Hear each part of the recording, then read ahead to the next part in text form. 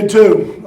Again, at night, under the lights, I'm not going to say it's cool, but it's cooler than it is in the middle of the day. A lot of energy, just like last night, a lot of passion, guys flying around, a lot of excitement and a lot of energy. But, like I said, we got a long way to go, but I am really encouraged with what I see. I'm encouraged with where we are and the talent that we have to work with right now, but there's a lot of things that are rusty, and our ones look pretty good and have retained some things pretty well as far as knowing what to do. We'll find out where we are fundamentally when we start putting on pads, going against each other a little bit more tomorrow. But right now, I think the ones, I like where they are. The twos have a long way to go, and the threes have even farther to go. So we got a lot of work to do this camp, and that's what I was talking about last night. A lot of work to do, but I like what I see, and I like the way they're working. Any new faces show you some flashes today that didn't show you flashes yesterday? Well, Dio made, Deshaun Oliver made a great catch down in the corner of the end zone. Sanford Say made a really nice catch down there. We had a couple receivers stand up, I think, and make some pretty nice plays down the field. I think some of those defensive backs, boy, especially watching film, when you watch practice, you kind of are watching your read and the flight, but when you have a chance to watch film, you really see what some of these guys are doing, and really like what James Jackson is doing, some of the things he did. Johnny Shaw looked good. Ephraim Kitchen looked good. Aaron Roberson from Shreveport looked really good. I liked some of the moves we made, with the nickel backs and the linebackers, and the way that is starting to shape up and formulated too deep for us. I like the way that looked. We can't tell anything about the O lineman or D lineman yet until we put on pads. You can look at them and say they're athletic, but it's the guy that you think is the farthest away that'll be the toughest, probably the most ready to play when we put on pads. So there are a lot of guys that are kind of standing up and doing some good things, but like I said, we're going to learn a lot about our team as we go through these next 15 days. You mentioned Sanford. He's a guy that seems like he's got a different attitude. He does. What happened in the offseason? I think it was kind of at the end of spring practice, which is when it really happened. And we sat down and put a depth chart up on the guys right now that if we had to travel, the guys that have earned that opportunity. And I think there was only about 30 guys on the travel line. Now, obviously, we're going to travel many more than that, and Sanford wasn't on it. And he came to see me, and it was like, Sanford, you hadn't earned it. Until you go out there with an attitude every day and you earn it on the field, it's not going to be given to you. And I tell you what, the second half of spring, I thought he had a great second half of the spring. He did some really good things, caught the game winner in the spring game there for the 2-point play. Has had a great summer. He's just shutting his mouth and he's working. And I think he's got a great attitude and he's working hard. And hopefully we're going to get to see some of that talent that we recruited a couple years ago with the attitude that he has and the work ethic he's putting into it right now. You talked about how you really like the depth at quarterback. Mm-hmm. 2 days in, it's evident. Is it as good as you thought it would be? Is it better? Where does it stand? It's evident 2 guys are really tied into their reads and what they're doing, and 3 guys are really swimming, and making mistakes that get you beat. Throwing the ball high over the middle, throwing it late over the middle. Receiver runs a wrong route. We throw it to him and throw an interception. Things like that where you see, I really think Jeff and Ryan right now are really tied in, movement keys, reads, and you're really seeing what they're capable of doing. But I think the young guys just need work. We knew they weren't going to be ready today. That's why they're freshmen. You got to remember, right now, this is the first time I've seen Alex Woodall throw a ball in a year. He's been here a year and 3 months, and I saw him throw his first football as a quarterback yesterday. Liked what I saw. I see some talent in there, but these reps that he's getting right now will be invaluable for him. And same thing with Price Wilson. But both those guys right now are at the age Ryan Higgins was 2 years ago when he had to play and wasn't ready. So I want to be fair. I think they're going to learn it, they're going to develop, and they're going to get better. I really like Jamar's talent. I like his talent. I like his attitude. I would think right now with the quarterbacks that are in front of him, he'll redshirt, but I think he's going to be a special player here in the future. Deshaun Oliver is a name that you just keeps popping up as you talk about guys that have gone out and worked hard. Mm-hmm. Just a little bit about him and what he, coming in as a walk-on, just kind of keeping his nose down and working hard, and what he's done to get to where he's at now. Deshaun Oliver had a lot of flashes a year ago. When he came in here as a walk-on, and they'd be like, wow, who was that? and then he dropped the next 8 balls. He knew what he was doing. He's running good routes. He's working hard. He just wasn't as consistent as he needed to be. But I tell you what, he's got an incredible attitude. He's working extremely hard, and he's gotten better. He's changed his body. He's gotten more physical. He's gotten bigger. He's becoming a better blocker. He's becoming an every down player. And right now, he's a guy I trust. And like you talk about him as a walk-on, I don't view him as a walk-on. I mean, he's going to be in our depth. He's going to travel. He's going to be on special teams. He's going to play, and he's going to be a guy that's going to earn a scholarship here as we're moving forward, because he certainly earned it just with the way that he's worked, just like a Michael Mims has. Just Michael Mims got an opportunity to get on the field last year quite a bit and earn it now. Deshaun is going to get the opportunity to get on the field this year and earn that scholarship as he goes forward. Mims at Oliver, Tex kind of has a history of taking some walk-ons and them really stepping up. And of course, the big one that everyone talks about is Tremont Williams, who's several years in the NFL now. But Mims and Oliver, they kind of what you look for when you hope to get walk-ons. It's not like, granted, you have some preferred walk-ons, but kind of what you look for. Well, and like Michael was a preferred walk-on, one of those young men we recruited. He had other opportunities, but he wanted to stay close to home and he wanted to play here. And I look at a year ago, we put 6 guys on scholarship, 6 walk-ons, and you look at Ricky Jones and Marlon Seats, who played a critical role for us a year ago. I look at what Connor Smith has been doing for us and the role that he's playing. But all these guys, what they bring to the table, they bring an unselfish attitude, hard work, and they just want to go out there and play football. They love the game. They're tough. They're physical. It's not about an entitlement issue. It's not about I play football. It's about I want to go be good. And we can't have enough program players like that. And I think those guys are how you build your program. I have a huge preference for walk-ons. I was a walk-on. I have a big heart for them. And when a guy comes in and works hard and does the things that they do, then I'm going to put him on scholarship here, because I'd much rather take that attitude and reward it in this room than I would go out and say, well, let's go get another one. Let's go recruit another guy and use that scholarship. You got to come down and look him in the eye.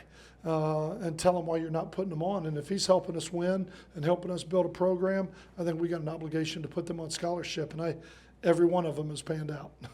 Every one of them has done a great job for us. That kind of goes into a story. I wrote a story about a month ago about y'all's undersigning and how it's paid dividends for you. Is that part of the dividend? Yes. Is being able to scholarship the walk-ons? Yeah, I mean, undersigning to me, especially at Louisiana Tech, there's always going to be some available. Alfred Smith, I'd hate to sit here and say, Alfred, we can't take you because we don't have any more initials. You only get to sign 25 a year, and when you get to that 25, you can't take any more.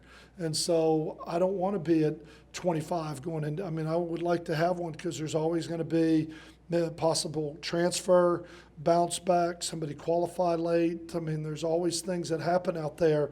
And I have found, when you look at the last couple of years since I've been here, and you look at the Houston Bates, and you look at the Paul Turners, and you look at some of the transfers that we've had come in here, to have a scholarship available, the Cody Sokols, to be able to take them, I think that's huge. So, yeah, I want to sign high school players. I want to bring them in here. And if we don't get a transfer, then I'll take a couple walk-ons and I'll put a couple walk-ons on scholarship, because we have guys that have earned it on this football team. And there's a couple more that are coming down the pipe that are going to earn it in the future as well, because I got about 3 more that I think are like a Deshaun Oliver. They're going to get an opportunity to play a little bit this year and make a name for themselves. Dio's one of your outside receivers. A year ago, you didn't have much depth at outside receiver. Couldn't redshirt Marlon Watts like y'all probably wanted to. Correct. How do you feel about your depth at receiver today? I think last year? Marlon's getting better. He's now been in the program going into his 2nd year. I still wish he had a red shirt, that I could redshirt him at some point, because I think if he were 220 pounds, I think he would be phenomenal. Right now he's a 190-pound, taller, lanky receiver. He's got great ball skills. Great ball skills.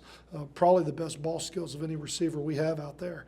But I just think he's got to mature and grow, kind of like we talked about the quarterbacks.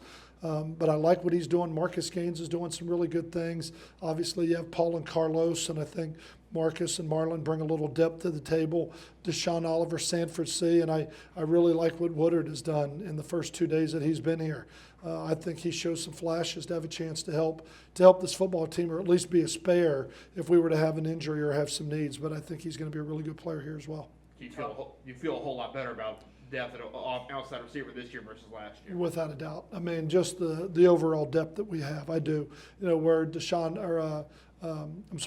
Javonte Woodard is, he's right now, he'd be a fourth, as an outside wide receiver, where last year Marlon Watson, Marcus Gaines as true freshmen were backups. They were twos, and it just goes to show you a little bit more of the depth and the way those guys have developed and come along. You're always going to be developing depth and trying to get your first 22 and your second 22, but just on that note, do you think this is your first fall where you're not almost scrambling to get depth quickly because you had so few numbers early on in the first 2 years? I think for sure compared to year one, yes. I think last year we had more depth that had played. I think we have more talent on this football team, but we have less experience. And that may sound crazy with like 18 guys that have started games coming back for us, but when you look at their backups, they haven't even been on the field. We're sitting here talking about guys that are going to be our second corner that are true freshmen, guys that are going to be backup linebackers that have never really played. We got some defensive ends, that really we have two starters, and then nobody behind them's ever played in the game. And so as much as I agree with, there's some positions like receiver and quarterback and running back we probably have a little more depth at. There's other positions where we're not as deep, where all of a sudden the Liggins is gone because Bryson was your third last year as a junior who'd played a lot of football for you. So I don't think we have as much experience, but I think overall when you look at our football team, we probably have more talent and speed. Looking at the secondary, your first four guys have a ton of experience, a ton of starts. After that, it's very, very few and far between. Does that worry you going into the start of the season? Yes, and that goes back to what I talk about what's our two deep look like. If a corner goes down, who's the next corner in, and is he good enough to win with? And right now they're not. Right now with where we are, where a year ago I looked at Bryson Abraham as a starter, and when Levander Liggins didn't play a year ago, Bryson went in, played 2 games, started, had a couple interceptions, and played great for us. And so it's a lot different having 3 starters, and if a guy gets nicked, you go Bryson, go, and not even take a breath. Where right now, if a guy gets nicked, you'd go Ronnie, which one do you want? Well, which one are we going with? But those guys are going to get better, and that's what this camp is all about. That's why we're getting so many Pascal reps right now. And as we move along in camp, we've got to get our starters enough to keep them polished, but our seconds and thirds are going to take the bulk of this fall camp. Tomorrow you get to put on shells for the first time. What are you hoping to see out of the team? I'd hope we stay healthy. That's my number one. If we can come out of this healthy, then it'll be a productive day. And I look at every day like that with camp because of the depth we just talked about. I want to see them play football. I want to see where we are fundamentally. I want to see how much carryover we have. We can lift and run, but we're not going to a weightlifting competition. It's not a bodybuilding competition. It's not a track meet. It's a football game, and you play football with football pads on. And so no more of this just running around, and it's not about looking pretty and all that. It's about being productive and who's going to give us the best chance to win. And we're going to learn a lot about the O-line and D-line and a lot more about the run game tomorrow, where really all we've done for the last 2 days is throwing the ball around on air. And so we'll learn a lot more about our football team and where we are physically, and they'll get sore, and we'll have to push through it a little bit. But that's really where you build your leadership and the character of your football team. When you put on another layer of padding, so you go from helmets to shells, guys want to step up the physicality some, and really, how do you encourage them to keep the intensity up, but remind them don't tackle to the ground, be safe, and how you're approaching the certain aspects of the practice? I think our upperclassmen have learned how to practice. Now the first year, I can remember saying, okay, we're in shells, nobody on the ground, and the first play, there was a pile of 22 bodies, in the middle of the field. We've learned to practice over the last couple of years, and the players understand how important it is for everybody to stay up and stay on your feet. But I think that's part of the culture of your football team, and something that when you talk about building a program, you learn how to practice, and that's one of the things that I think we have a pretty good grip on. Now, when the freshmen go out there, I would imagine there'll be a pile of 22 bodies, and we're going to have to teach them, and you won't see Kenneth Dixon or Xavier Woods or Vernon Butler out there with the threes until they learn how to practice. But, that's part of the process, and that every year, no matter where you are in college athletics, you have freshmen. I mean, graduation's part of what we do. This in the NFL, we can't keep our roster together, and we get freshmen every year, and we got to teach them, and it's a learning progression that they go through, and it's fun to watch the light go off. It's fun to see how far Ryan Higgins has come since his redshirt freshman year, to see the way he's playing. People look at him as a freshman, and I think when they get an opportunity to see him play, they're going to go, wow, he's gotten better. He's gotten a lot better, and he's doing some really good things, and that's the progression that you like to take him in. The young quarterbacks right now, it's kind of like the movie Officer and a Gentleman, you know, when he's leaving and they're throwing the same lines out that he heard at the beginning of camp. It's kind of what we're going through, and I see Price and Alex where Ryan was a couple years ago, but a couple years from now they're going to be there, and there'll be another guy sitting in that chair as a freshman. So just part of the process, and it's part of the culture, and we got to teach them and educate them to how we do things. And we've talked about our practice tempos from the beginning. We've showed them film on how we practice. I mean, we're doing everything we can because you don't want to wait till somebody gets hurt and then try and make a point about it. How much are you involved in film study with the quarterbacks, since of course you're calling plays and that kind of thing? How much do you go into the room with Tony and talk to the quarterbacks? We watch every play as a staff every day. We were here till 11:30 last night and back here meeting early this morning before we started meetings. Before the players were here at 7. And we watched every play.